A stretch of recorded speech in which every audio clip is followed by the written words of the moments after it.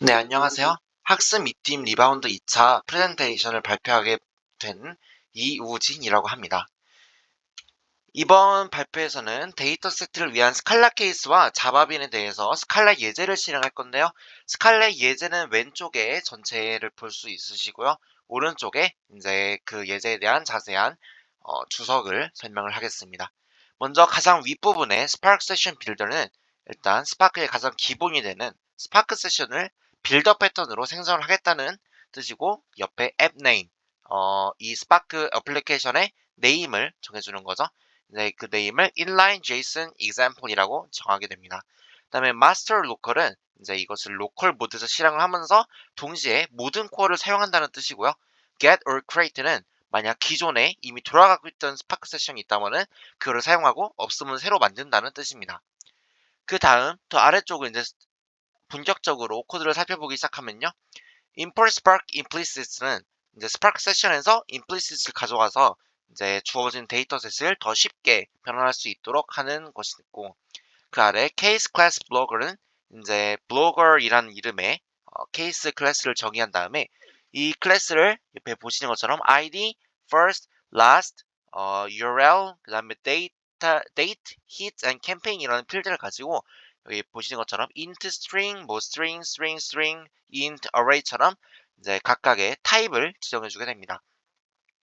그 아래는 이제 데이터의 리스트를 생성해 주게 되는데요. 여기는 sequ라는 펑션을 사용해서 데이터 리스트를 sequ로 생성하고 각 블록 개체를 다양한 필드를 포함하죠. 아까 설명한 것처럼 int, string, array를 포함합니다. 이런 필드를 포함하고 array 필드는 이제 campaigns가 arrays를 쓰죠. 네. 그다음에 데이터셋을 이제 이렇게 위에 주어진 블로거에 있는 것을 이제 데이터셋에 넣어가지고 data to ds를 이제 보면은 데이터를 데이터셋으로 변환한 다음에 to ds 메소드를 사용해서 어, 결과를 이제 bloggers ds show로 사용해서 이제 상 20개 행을 출력하게 됩니다.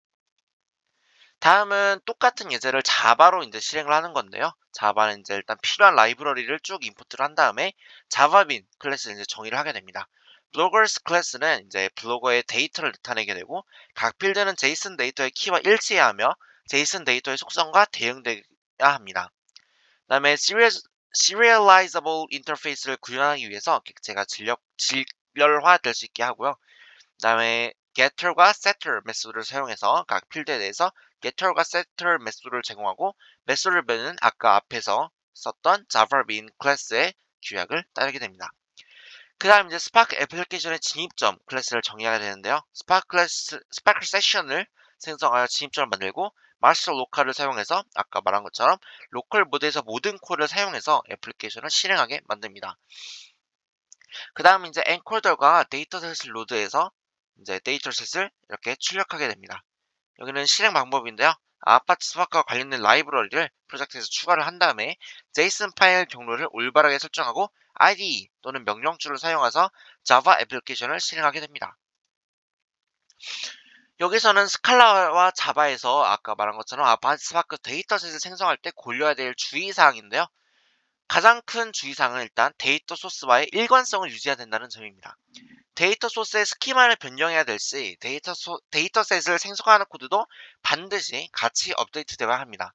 스칼라는 K클래스, 그러니까 K클래스 필드의 이름과 데이터 타입이 정확하게 데이터 소스의 스키마와 일치해야 되고요. 그 다음에 순서, 클래스 내 필드와 이름과 순서는 데이터 소스의 열 이름과 순서와 일치해야 되며 기존에 정의된 클래스와 사용이 가능한데요. 필드 이름과 데이터 타입이 일치하지 않으면은 analysis exception이라는 게 발생하고 이런 타입이 일치하지 않으면 데이터 타입 미스매치라는 오류가 발생하게 됩니다. 이거는 스칼라에서 일어나는 일들이고요. 자바의 경우에는 이제 자바빈 클래스는 이제 빈 생성자와 getter과 setter 메소드를 사용해야 되고 직렬화 클래스는 serializable 인터페이스를 구현해야 됩니다. 그다음에 다음 주의할 될 점은 의존성인데요. 이제 라이브러리 충돌, 스파크와 함께 사용되는 라이브러리 간의 버전 충돌을 피해야 되고, 이제 폼 XML이나 build new 같은 파일에서 의존성을 명확하게 관리해야 됩니다. 다음 타입 안전성과 선언적 데이터 변환인데요. 데이터셋은 타입 안정성을 보장하므로 컴파일 오류 감지가 가능하고요. 이제 작업 처리의 정확성을 향상시켜야 됩니다. 그다음에 데이터셋 API를 사용 시 선언적으로 데이터를 변환 가능한데요. 이거는 이제 가독성과 최적화된 실행 계획을 수립하는 데 도움이 되고요. 변화 연산, 변화 연산은 이제 변화를 수행할 때 타입 안정성을 유지해야 된다는 말입니다. 그다음에 관계형 연산자 사용. 이제 관계형 연산자를 사용하면 필터링, 그룹핑, 조인 등의 관계형 연산자를 사용해서 이제 데이터를 더 효율적으로 변환이 가능해지는데요. 이게 바로 이제 스파크의 대표적인 장점 중 하나인 효율성 극대화를 이끄는 그런 점이고요. 이제 널값 처리도 저희가 주의를 해야 되는데요. 널값을 처리할 때 데이터셋을 생성할 때 널값을 항상 적절히 처리해야 되고 스키마 정의 시 널 가능성을 명시를 하거나 데이터 정제 작업을 수행해야 합니다. 그다음 찾아볼 거는 이제 성능 최적화인데요. 이제 칼럼 지향 연산. 가능한 한 칼럼 지향 연산을 많이 사용해서 성능을 최적화하고 작업을 병렬화시켜서 스파크가 가지고 있는 가장 큰 장점인 작업을 병렬을 처리할 수 있다라는 능력을 최대한 활용해야 됩니다. 그다음에 로깅 및 디버깅에서는 이제 스파크 작업의 로깅을 통해서 문제를 발생할 시 문제를 추적하고 디버깅할 수 있습니다. 그래서 로그4j 같은 설정을 적절히 구성해서 사용할 수 있고요. 액션 연산을 많이 사용하는 것이 좋습니다. collect, count, show 같은 액션 연산을 통해 데이터의 상태를 쉽게 중간중간 체크할 수 있겠죠. 그다음에 메모리 관리도 중요한데요. 메모리 사용량의 모니터링을 이제 그 로컬 호스트 들어가서 찾아볼 수도 있을 거고 GC 튜닝 그러니까 JVM의 GC 튜닝을 사용해서 메모리 관리의 효율성을 가성시킬 수 있습니다. 그 다음은 이제 데이터 세트 작업의 스칼라 샘플 데이터의 생성 예제를 설명을 할 건데요. 먼저 맨 위에서 import scala util random 그러니까 scala util에서 random 패키지를 이제 임포트를 하겠습니다. 그다음에 case class usage uid int uid를 int로 uname은 string으로 usage는 다시 int로 이제 정의를 하고요. 이제 val r은 이제 new scala하고 util random 42 여기서 42는 이제 random 함수에서 시드 값을 42로 넣겠다라는 말입니다. 그다음에 val data for I 0 to 1000 그러니까 0부터 999까지의 랜덤한 숫자를 넣게 되고 yield usage I user 그러니까 user 뒤에 여기서 나온 숫자를 뒤에 붙여야 된다. in R alphanumeric take 5 mk string 그다음에 val ds usage spark create data 데이터를 이제 ds usage라는 spark 데이터셋을 생성한 다음에 ds usage show 10개를 생성하게 됩니다. 그러면은 여기서 ds usage show 10을 썼으니까 이제 데이터셋에서 가장 첫 번째 uid 0부터 9까지 맨 위에 10가지 값을 이렇게 출력하게 됩니다. 이거는 똑같은 샘플 데이터 생성을 자바로 하는 예제인데요. 이제 자바빈 클래스를 정의해서 usage라는 자바빈 클래스를 정의하고 이 클래스는 3개의 serializable 인터페이스를 구현하고 있는데요. 3개의 필드와 이에 대한 getter과 setter 메소드를 가지고 있어야 됩니다. 그래서 uid, 사용자 id와 uname, 사용자 이름, usage, 사용자의 사용량 값을 나타내는 이렇게 3가지를 정의를 해야 되고요. 이제 명시적 인코더, usage 인코더를 생성을 한 다음에 usage 클래스를 위한 명시적 인코더를 생성하고 rand, 그러니까 이제 랜덤 클래스 인스턴스를 생성하고 시드 값을 이제 여기서 아까처럼 42로 정하게 됩니다. 그 다음에 데이터는 usage 객체를 저장할 array list를 생성하게 됩니다. 그다음에 자바 유세지 클래스의 인스턴스 1000개를 생성해서 0부터 1000까지 루프가 실행돼서 1001개 유세지 객체를 생성하고 데이터 리스트에 추가해야 됩니다. 그래서 UID는 이제 루프 변수 I, uname은 유저로 시작하고 그 뒤에 랜덤 5자리의 영문자 숫자리 붙어야 되고 유세지는 0부터 999 사이에 랜덤한 정수를 사용하게 됩니다. 여기서는 그거를 사용해서 고차 함수 및 함수형 프로그래밍에서 필터 예시를 실행하고 설명하겠습니다. 이번 예제는 이제 스칼라로 작성이 됐는데요. 맨 위에 있는 이미지를 보시면 이제 기본적인 import 세팅과 spark session, 그 다음에 이제 case 클래스 이용해서 랜덤한 샘플 데이터를 만드는 파트고요. 이제 그 아래에 방법을 이제 설명하기 전에 필터 함수에 대해서 먼저 설명을 하자면은 필터 함수는 입력한 배열의 요소 중에 불함수가 true인 요소만으로 구성된 배열을 생성하는 함수입니다. 이게 어떤 점인지 자세하게 설명하기 위해 아래 예시를 보자면은 그다음 방법 1. ds usage 그리고 filter 함수 사용했죠.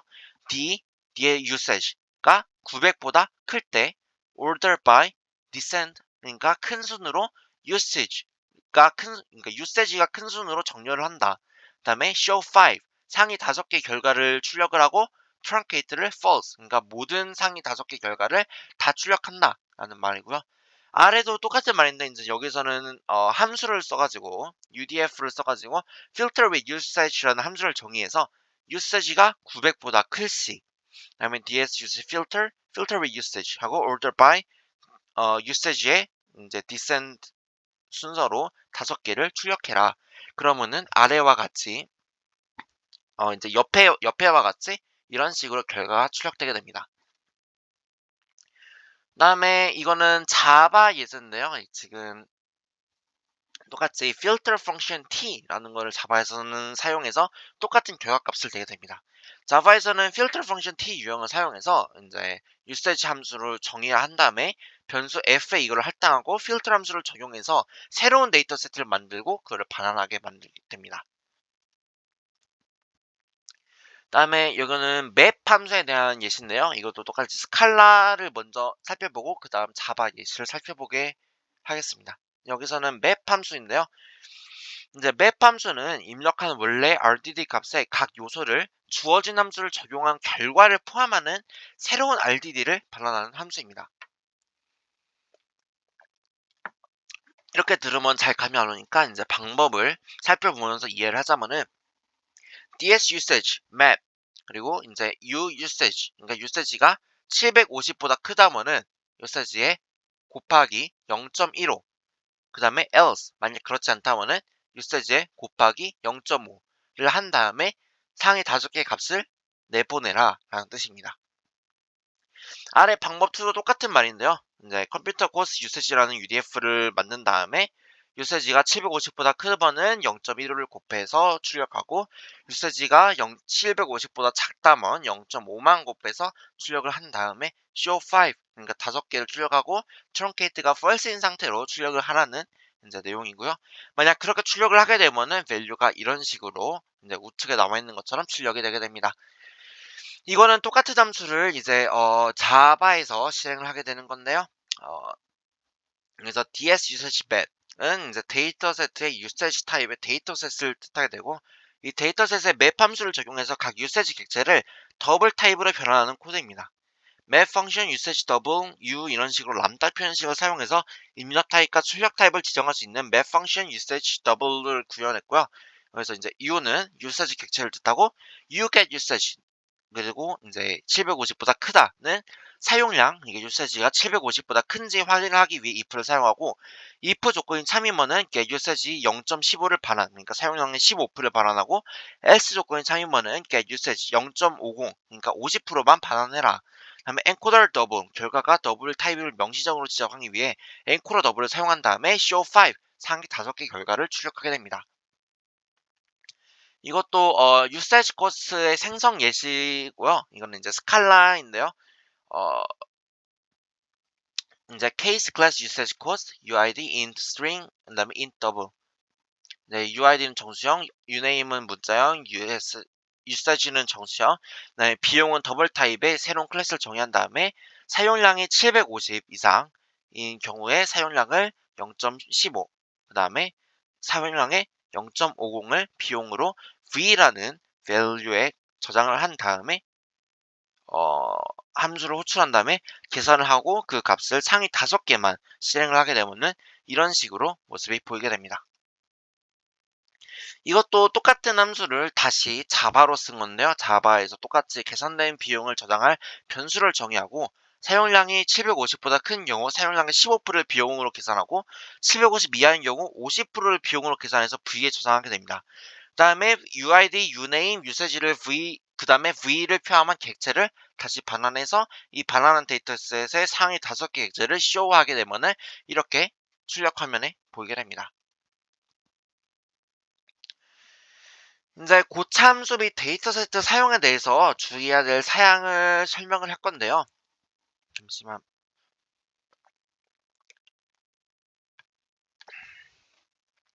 고참수와 데이터셋 사용에서는 이제 주요 사양이 타입이 지정된 JVM 객체를 함수의 인수로 사용된다는 것입니다.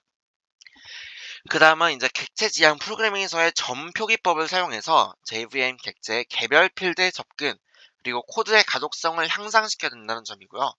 그 다음은 함수와 람다 설명이 타입 세이프하여 컴파일 타입 오류를 감지하고 스파크가 처리할 데이터 타입과 수행할 작업을 지시하게 됩니다. 그 다음에 람다 표현식에서 자바나 스칼라 언어 기능을 사용해 코드가 읽기 쉽고 편력이 있으며 간결해야 합니다. 그 다음 주의해야 될 사항은 조건부 DSL 연산자 또는 SQL 표현이 가능하다는 점인데요. 스파크는 고참수 없이도 자바와 스칼라에서 맵과 필터의 동등 기능을 제공하게 됩니다. 예를 들어 DS Usage Filter, Usage 900 또는 DS Usage 900보다 크다 같은 조건부 DSL 연산자 또는 SQL 표현을 사용할 수 있고요. 이제 데이터셋 인코더에서 데이터셋을 사용할 때 인코더를 사용하여 JVM과 스파크의 내부 이진 형식 간 데이터를 효율적으로 변환이 가능합니다. 그 다음 주의해야 될 점은 이제 제일 중요한 디버깅과 테스트인데요. 테스트 커버리지를 지금보다 높이고 작은 단위 테스트를 자주 수행하는 것이 좋습니다. 함수의 동작을 개별적으로 테스트하는 것뿐만이 아니라 함수 간의 상호작용도 테스트를 해야 합니다. 그 다음은 이제 스파크의 메모리 관리 및 성능 최적화 발전에 대해 설명을 하겠습니다. 스파크 1.0에서는 RDD 기반의 자바 객체를 메모리 저장소로 활용하고 직렬화 및 역직렬을 실행했습니다. 이는 자원 소모가 크고 속도가 느렸는데 이 메모리를 자바 힙에 할당하여 대규모 데이터 세트에서는 JVM의 garbage collection, 그러니까 GV에 의존해야 됐습니다. 스파크 1.0 이후 스파크 1.x 버전에서는 이제 프로젝트 텅스텐이라는 게 도입을 했는데요. 이 프로젝트의 주요 기능 중 하나는 데이터셋과 데이터 프레임을 오프입 메모리에 배치하는 새로운 내부 행 기반 어, 프로젝트였고요. 그다음에 포맷 스파크는 이제 인코더라는 효율적인 메커니즘을 사용해서 JVM과 내부 텅스텐 포맷 간의 데이터를 직렬하고 역직영을 하는 기능을 지니고 있습니다. 이로 인해 오프입 메모리 할당 덕분에 스파크는 이제 garbage collection에 영향을 덜 받게 됐습니다. 스파크 2.0 버전 이후로 넘어가서는 이제 2세대의 텅스텐 엔진이 도입이 됐는데요. 이 엔진은 이제 전체 단계 코드 생성과 벡터화된 열 기반의 메모리 레이아웃을 특징으로 하고 있고요. 최신화된 컴파일러의 아이디어와 기술을 바탕으로 구축된 이 새로운 버전은 이제 현대 CPU와 캐시 아키텍처를 활용해서 단일 명령 다중 데이터, 그러니까 SIMD를 기반으로 접근 방식을 통해 빠른 병렬 데이터 접근이 가능해졌습니다. 이렇게 스파크의 메모리와 성능 최적화는 이제 점점 변하는 시대에 맞게 빠르게 발전했습니다. 이제 여기서는 스파크의 내부 형식과 자바 익세 형식의 비교에 대해서 설명을 하겠습니다. 스파크는 데이터셋이나 데이터 프레임을 위해 JVM 기반 객체를 생성하는 대신 오프입 자바 메모리를 할당하여 데이터를 배치하고 인코더를 사용하여 메모리 내 표현을 JVM 객체로 변환하게 됩니다. 이는 데이터가 연속적인 방식으로 저장되고 포인터 및 연산 오프셋을 사용하여 접근 가능하게 되어 인코더가 데이터를 빠르게 직렬하거나 역직렬화할 수 있게 됩니다.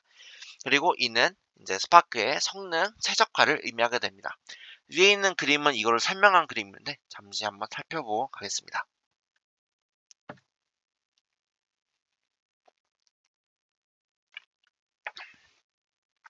그 옆은 이제 스파크의 내부 형식에 대한 건데요. 스파크의 내부 형식은 이제 대규모 데이터 처리와 성능 최적화에 적합을 하고요. 자바 객체 형식은 복잡한 비즈니스 로직과 이제 더 데이터 조작에 더 큰 유연성을 제공하게 됩니다. 이들을 이제 적절히 활용해서 최적의 성능과 유연성을 달성하는 것이 중요한데요. 이렇게 JVM 오브젝트가 my class, 그다음에 NAL representation이 이런 식으로 쭉 이어지고 서로 상호작용을 하면서 유연성을 제공하게 됩니다. 그 다음은 자바 객체인데요. 자바 객체는 헤더 정보, 해시 코드, 유니코드 정보 등으로 인해 큰 오버헤드를 가지게 됩니다. 예를 들어 간단한 자바 문자열 AVCD도 예상되는 4바이트 대신 무려 48바이트의 저장 공간을 차지하게 되는데요. my class int string 객체를 생성할 때 오버클래스는 그런 이런 간단한 문자열 ABCD보다 훨씬 크겠죠. 그다음에 아까 여기서 설명한 직렬화와 전에서 설명한 직렬화와 역직렬화에 대해서 설명을 하겠습니다. 자바에서 사용되는 직렬화와 역직렬화는 객체를 파일로 저장하거나 네트워크를 통해 전송하기 위해 제공되는 기능입니다. 객체는 인스턴스 변수의 집합이므로 객체를 저장 및 전송하는 것은 객체의 인스턴스 변수 값을 저장 및 전송하는 것과 동일합니다. 직렬화를 먼저 살펴보자면 객체에 저장된 데이터를 IO 스트림에 쓰기 위해 연속적인 데이터로 변환하는 작업입니다. 데이터를 연속적인 데이터로 변형하여 스트림을 통해 데이터를 읽도록 가지고요. 주로 객체들을 통째로 파일로 저장하거나 전송하고 싶을 때 사용하게 됩니다. 역직렬화는 IO 스트림에서 데이터를 읽어서 객체를 만드는 것인데요. 직렬화된 파일을 역으로 직렬화하여 다시 객체의 의미로 만드는 것을 의미합니다. 저장된 파일을 읽거나 전송된 스트림 데이터를 읽어 원래 객체의 형태로 복원하게 됩니다. 기본적인 JVM 직렬화와 역직렬화는 흰 메모리에서 생성된 객체의 크기가 커서 비효율적이고 느립니다. 이를 개선하기 위해 스파크는 데이터셋 인코더를 사용하여 효율적인 직렬화 및 역직렬화 작업을 수행하게 됩니다. 먼저 primary type은 int char과 같은 값 자체를 스택 메모리에 저장하게 되고요. reference types, 그 다음에 heap memory는 실제 객체와 문자열을 저장, serialization process는 참조 타입의 데이터를 전송하거나 저장하기 위해 heap 메모리 객체를 원시 타입의 형식 데이터로 변환하는 직렬화 과정입니다. 반대로 deserialization process는 원시 타입의 형식 데이터를 다시 객체로 변환하는 역직렬화 과정을 거쳐야 되고, 그 다음에 garbage collection, 객체가 더 이상 참조되지 않을 경우에는 이 과정을 거치게 됩니다. 전체 구조는 이제 연속적인 데이터 저장, 데이터가 연속적으로 저장되어 있어 포인트 연산 및 오프셋을 통해 빠르게 접근할 수 있다는 점입니다. 필드 오프셋 및 길이는 각 필드는 고정된 크기를 가지며 오프셋과 길이를 통해 정확한 위치와 크기를 알 수 있고, 이는 데이터 직렬화하고 역직렬화에 매우 큰 효율성을 보입니다. 스파크와 텅스텐 내부 행 기반 포맷을 보자면 텅스텐 리즈닝 포맷의 효율성을 대표로 꼽을 수 있겠는데요. 자바 힙 메모리의 외부 저장을 설명을 하자면은 객체와 자바 힙 메모리 외부에 저장하여 메모리 사용 공간을 이전보다 절약할 수 있습니다. 간단한 포인터 계산을 통해서 인코더는 간단한 포인터 연산으로 메모리를 빠르게 직렬화 가능하고, JVM 가비지 컬렉션의 영향을 받지 않아 JVM 가비지 컬렉션 영향을 받지 않고 빠르게 역직렬화가 가능합니다. 여기서는 그 데이터의 총 어, 구조를 보여줘도 되는데요. 맨 앞에 null bitmap, 그러니까 각 필드가 널인지 아닌지 나타내는 부분이 있고, 그 다음에 첫 번째 값이 1, 2, 3, 그 다음에 오프셋, 그 다음에 실제 데이터가 저장되는 데이터, 그 다음에 이 필드의 길이를 나타내는 어, 부분이 이렇게 들어가게 됩니다. 데이터 사용에는 많은 비용이 드는데요. 이런 데이터 사용 비용에 대한 절감 전략에 대해서 설명하겠습니다. 데이터 사용 시 발생하는 비용은 대부분 역직렬화 비용인데요. 데이터셋을 이용하려면 비용을 지불해야만 하고, 특히 필터, 맵, 플랫맵과 같은 고참수 전달될 때 스파크 내부 텅스텐 포맷에서 JVM 객체로 역직렬을 하게 됩니다. 이때 비용이 발생하는데, 이는 큰 데이터셋과 많은 쿼리에서는 성능에 영향을 줄 수 있게 됩니다. 이때 해결책은 DSL 표현식을 사용하는 건데요. 쿼리에서 데이터 프레임 DSL 표현식을 사용하는 것이 좋습니다. 람다 사용을 최소화하여 고참수의 인수로 익명함수를 과도하게 사용하지 않도록 하고, 람다는 카탈리스트 옵티마이저가 런타임까지 익명으로 처리하며 이를 명확하게 최적화할 수 없습니다.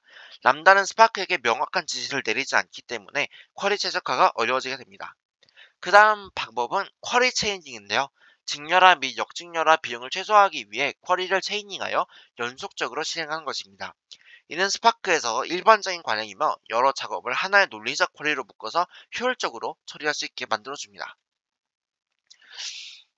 이제 이거는 아까 설명한 비용 절감 전략의 비효율적 예시와 효율적 예시에 대한 설명인데요. 먼저 맨 위에 보면은 각 필터가 파이썬 람다 함수를 사용하고 있어서 필터링 작업마다 데이터의 직렬화와 역직렬화를 계속 반복적으로 실행하고 있고, 이는 비효율적 예시이고요. 아래를 보고는 모든 필터링 작업이 스파크 SQL 표현식으로 작성되어 있어 텅스텐 엔진에서 추가적인 직렬 및 역직렬화 과정 없이 효율적으로 처리할 수 있습니다. 먼저 첫 번째 필터링 작업을 수행하기 위해서 텅스텐 포맷으로 직렬화되어 데이터를 역직렬화 그 다음에 데이터를 원래 형태로 변환해서 메모리에 적재하고, 필터 조건을 만족하는 데이터를 추출하고 작업을 완료하면 데이터를 다시 직결해서 텅스텐 포맷에 저장. 그 다음에 첫 번째 필터 작업 후 데이터를 다시 텅스텐 포맷로 직결화. 이 과정은 메모리와 CPU 자원, 그러니까 비용을 소모하게 되고요. 두 번째 필터 작업을 수행하기 위해서 데이터를 다시 역직렬하고, 이전에 직렬한 데이터를 원래 형태로 변환하여 메모리에 적재하고, 그 다음에 두 번째 필터 조건을 만족하는 데이터를 다시 추출하고, 이 작업이 완료되면 데이터를 다시 직결하게 됩니다. 두 번째 필터 작업 후 데이터를 다시 텅스텐 폼에서 직렬하게 되고, 그 다음에 다시 직렬한 다음에 역직렬화를 한 다음에 마지막 필터 조건을 만족하는 데이터를 추출하게 되고, 이런 최종 필터링 작업으로 더 이상 직렬화 작업은 필요하지 않게 됩니다.